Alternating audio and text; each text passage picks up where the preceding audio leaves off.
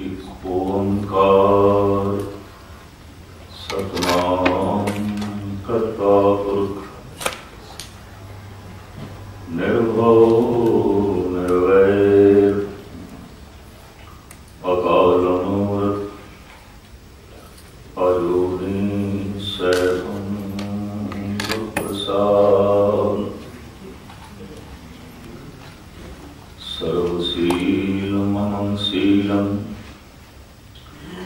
सर्वपावने मम पावनम् सर्वकर्तव्ये मम कर्ता नामिक लेप छेप न लिपियते मुकुचरे शास्त्र खट इंद्रियं चढ़ाए अंध लगे बधुरो सुने जो काल कृपा कराए।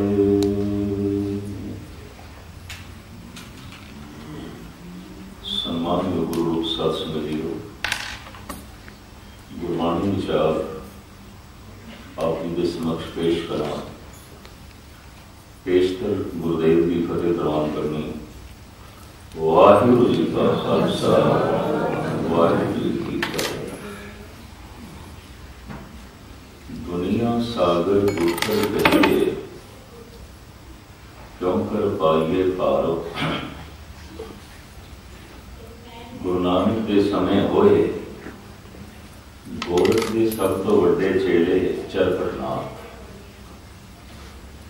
धन गुरु नानक देव जी महाराज के प्रश्न कर देने कि जो संसार है ये न करे जान वाला सागर है, समुद्र है। संसार में समुद्र नाल क्यों तस्वीर दी।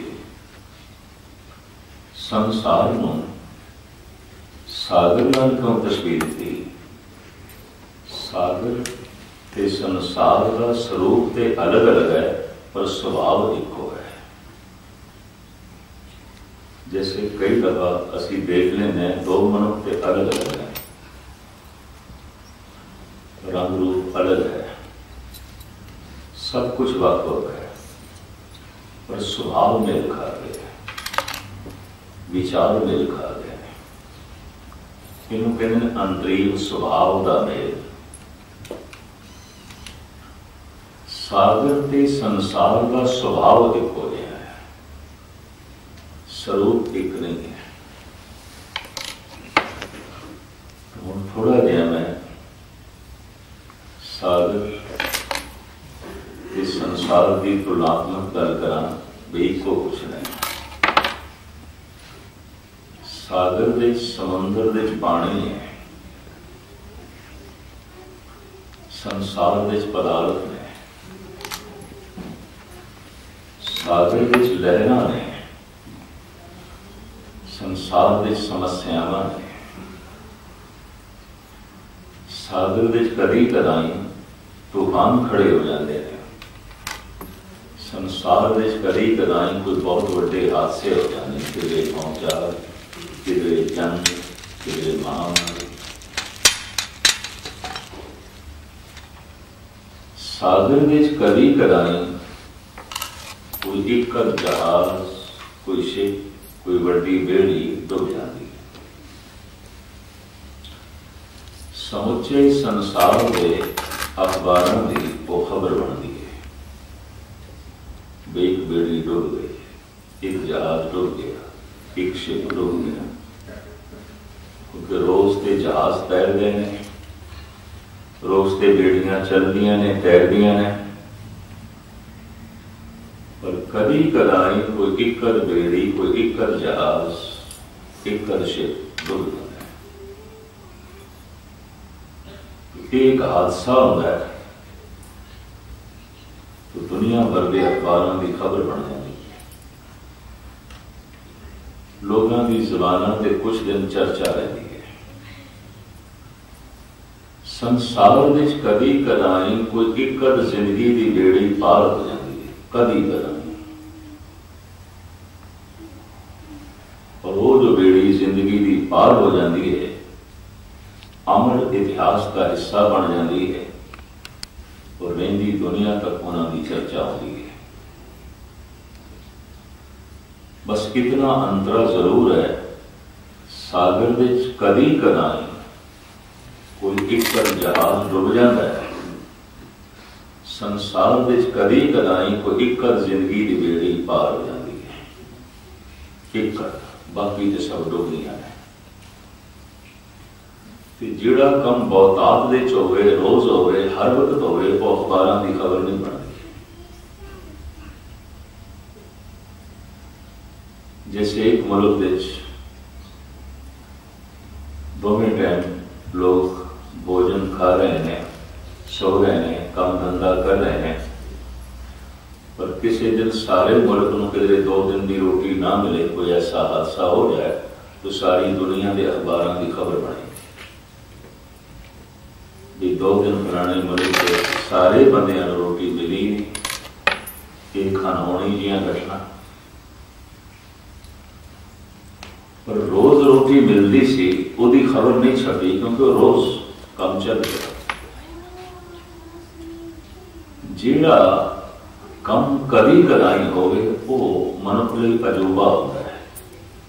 अगर समुद्र विच रोज तूफान होवे तो शायद तूफान दी खबरां भी नहीं छपणगियां। जैसे समुद्र विच हर वक्त लहरां होंदियां ने, कोई लहरां दी खबरां नहीं छपदियां। जिहड़ा कम रोज होवे उसकी खबर नहीं छपती, वो तो रूटीन विच हो गया, आम रोजमर्रा की जिंदगी का हिस्सा बन गया। कदी कदाई सागर विच कोई एक जहाज डुब जाता है, एक बेड़ी डुब जाती है, खबर बनती है। संसार विच कदी कदाई कोई एक जिंदगी की बेड़ी पार हो जाती है। कोई रविदास, कोई कबीर, कोई नामदेव, कदी कदाई कोई भाई गुरदास, भाई नंदलाल, बाबा दीप सिंह किधरे पार हो जाते हैं। तो अमर इतिहास का वो हिस्सा बन जाते हैं और रहिंदी दुनिया तक उन्होंने चर्चा चलती है। लोग उन्होंने जिंदगी तो प्रेरणा लेंदे ने भी जगत सारा डुब रहा है, ये पार हो गए, ये पारले कंधे के जा लगे। अजूबा जिया लगता है। तो मैं अर्ज करा, उस वक्त दे जोगियां दे सिरमौर जोगी चरपटनाथ गोरख का चहेता चेला धन गुरु नानक देव जी महाराज प्रश्न करता है, पातशाह दुनिया सागर दूतर कहिए, क्यों कर पाइए पारो, चरपट बोले अवधू नानक, देहो सचा विचारो। ऐ नानक जी, सच भी विचार दे हो। ये जो नतरे जाने वाला सागर है, किस तरह करिए, किमें पार होइए। इस संसार विच तरना किस तो है, पदार्थों तो। सागर विच तरना किस तो है, पानी तो। उत्थे पानी तो पार होना है, इत्थे पदार्थों तो पार होना है। उत्थे कोई पानी च डुब जाता है, इत्थे कोई पदार्थों में डुब जाता है। हम दे खंत हैं डुबे। धन गुरु नानक देव जी महाराज कहते मैं तो देख रहे हैं दुनिया डुब रही है, वर्क हो रही है। डुबे हुए की पहचान की, उसकी धार्मिक दुनिया च कोई गति नहीं होगी। उस मनुष्य के अंदर कोई धार्मिक गुण नहीं होगा, न दया, न शील, न संयम, न निर्वैरता, न निर्भयता, न प्रेम, न ज्ञान विज्ञान, कुछ भी नहीं होगा। तो डूब गया, तो वर्ग हो गया। तो चरपट कहता है, ऐ बाबा वक्त दे तुसी अवतारी पुरुष हो ते जगत दे कल्याण हित तुसी आए हो।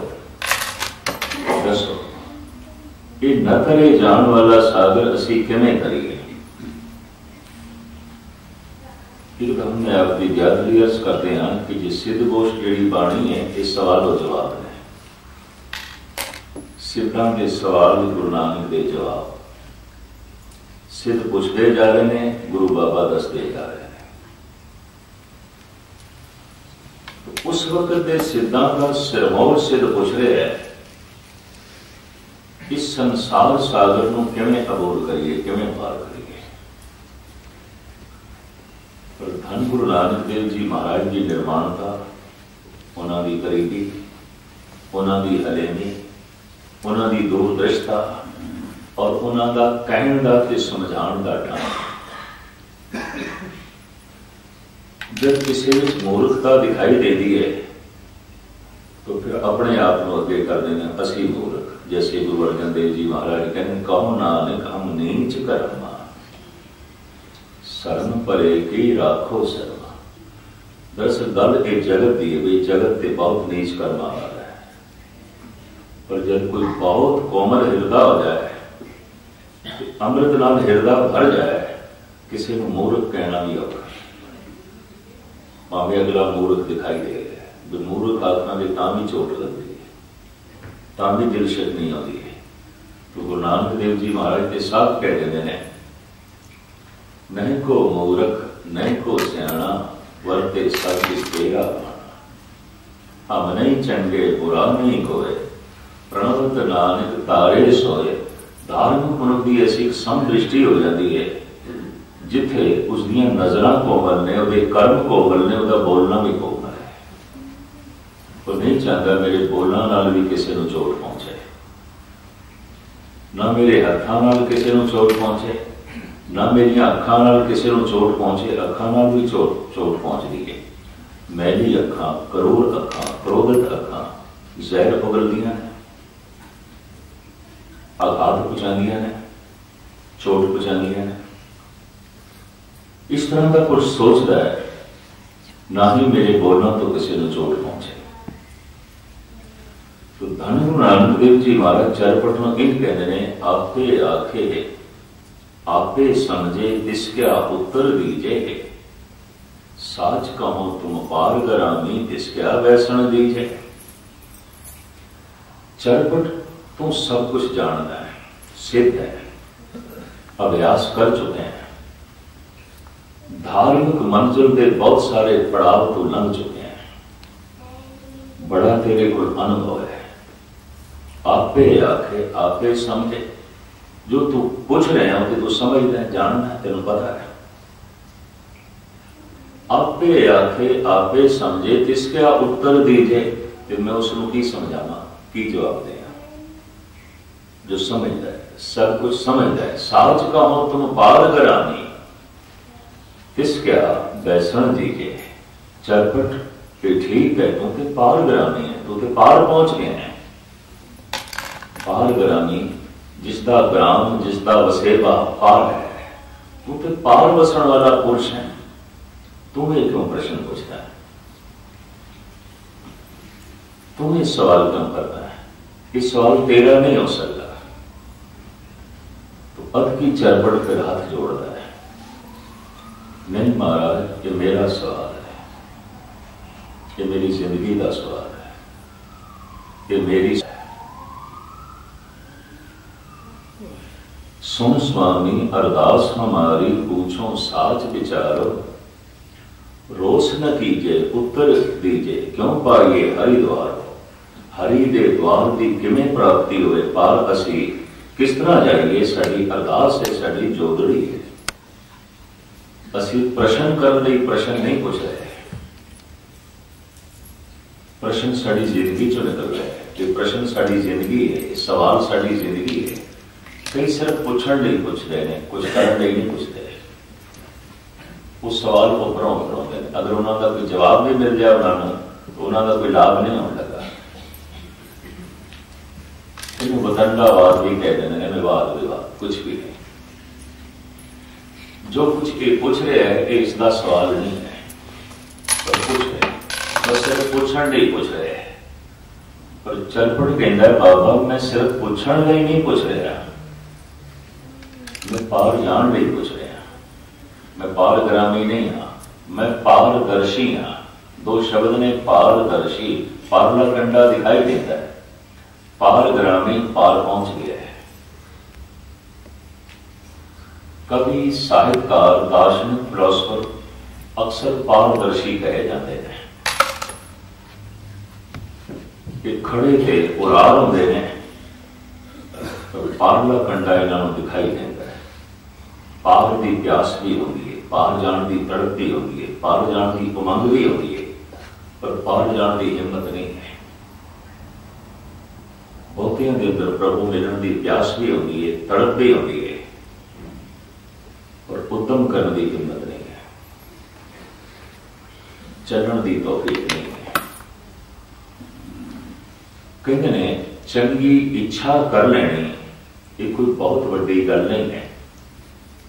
उस चंगी इच्छा की पूर्ति लिए चंगा इरादा भी चाहिए, दृढ़ संकल्प भी चाहिए। हजारों इच्छावां रोज जन्म लेंदियां ने मनुख के अंदर, पर जिस इच्छा के नाल मनुख का दृढ़ इरादा, दृढ़ संकल्प जुड़ जाता है कि पूरी करनी है, उत्तम मनुख उसे इच्छा दे करता है। बाकी नहीं, सारा दिन इच्छावां चलदियां हैं, इतने बैठिया बैठिया भी चल रही होंगी, आईया ते गईयां, जैसे बारियां दे आई हवा आई ते गई। सारा दिन पता नहीं कितनी इच्छावां मन के महल विच आउंदियां ते निकल जांदियां हैं, पर एक इच्छा रुक जाती है, बैठ जाती है। केड़ी? जिस नाल दृढ़ संकल्प जुड़ जाता है मनुख का, मैं पूरी करनी है। उस इच्छा को पूर्ण करना उसके अंदर इरादा बन जाता है और वो फिर उद्यम करता है।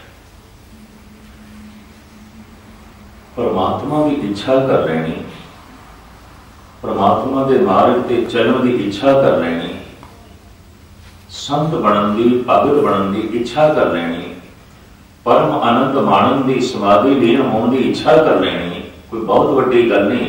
इस इच्छा की पूर्ति लिए दृढ़ संकल्प इरादा कर लेना भी करना ही है, ये बहुत बड़ी गल है। कि जब कोई चंगी इच्छा की पूर्ति लिए दृढ़ संकल्प कर लेता है, दृढ़ इरादा कर लेता है, जब कोई वो पूछता है तो उसका पूछना अंदरों निकलता है, वो सवाल अंदरों निकलता है। किसी इच्छा की पूर्ति करने लिए दृढ़ इरादा नहीं है, दृढ़ संकल्प नहीं है, उन सिर्फ पूछने नहीं पूछ रहे हैं। जी किसी ने कुछ दस भी दिता तो की होना, कुछ भी नहीं, क्योंकि सिर्फ पूछण नहीं पूछ रहे हैं, इदा इरादा नहीं है, इदा दृढ़ संकल्प नहीं है। तो चरपट नाथ हाथ जोड़ के कहता है बाबा असी सिर्फ पूछण ਲਈ नहीं पूछ रहे हैं, पार जाना है, असी उरार नहीं लेना। कई जन्म उरार रह चुके हैं, देख ले उरार। उरार की है परिवार है, उरार की है परिवारिक समस्यावां ने, राजनीतिक समस्यावां ने, शारीरिक समस्यावां ने, मानसिक समस्यावां ने, पता नहीं कितनी समस्यावां की जिंदगी उलझी हुई है। बार बार जीव के लिए कहते हैं जब मनुख के अंदर इस जीवन तो उच्चा उठने का इरादा नहीं पैदा होया तो इस मनुख ने जीवन तो कुछ सीखिया नहीं। तो जिसने जीवन तो कुछ सीखिया नहीं, कभी तुलसी कहने रब ने भी नहीं समझा सकता। उन्होंने ब्रह्मच जैसा, ब्रह्मे जैसा गुरु भी मिल जाए तो नहीं समझा सकता, जो जिंदगी तो नहीं समझता। जिंदगी के रोज सबक देनी, जीवन के रोज नवे तो नवा दर्श देता है। कौन? जिंदगी का उपदेश सुनता है जिंदगी पासों। तो खैर मुख्तसर में इस तरह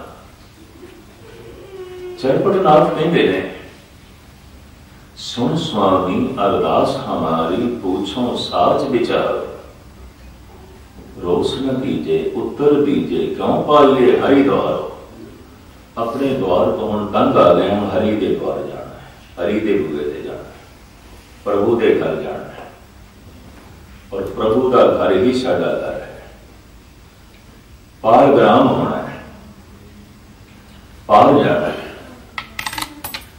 तुसी सानू उत्तर दो, रोस ना करो। ये साड़ी जिंदगी का सवाल है, जीवन के इचों पैदा हुआ है, गहराइयां च जमे है।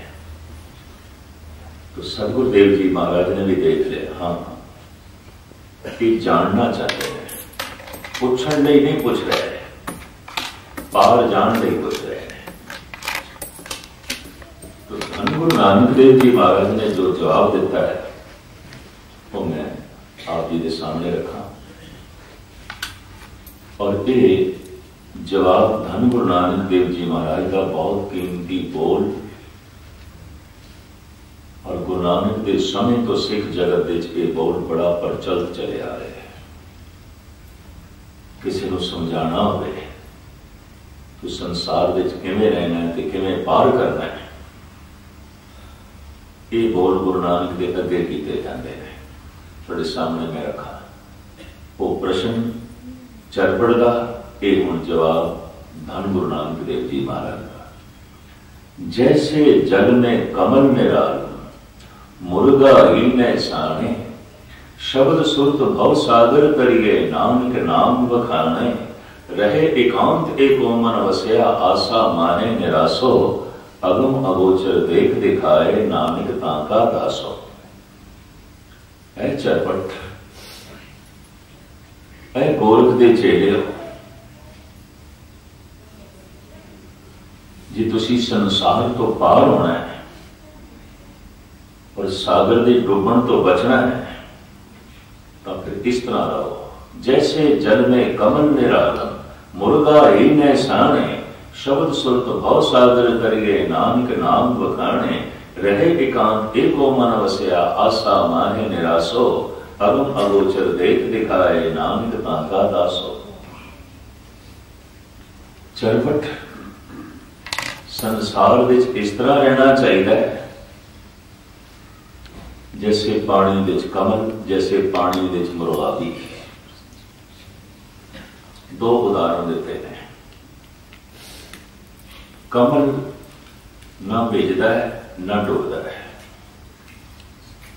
मुर्गाबी रिजक की खातर डुब जाती है, गहरी चली जाती है, पानी के विच चली जाती है,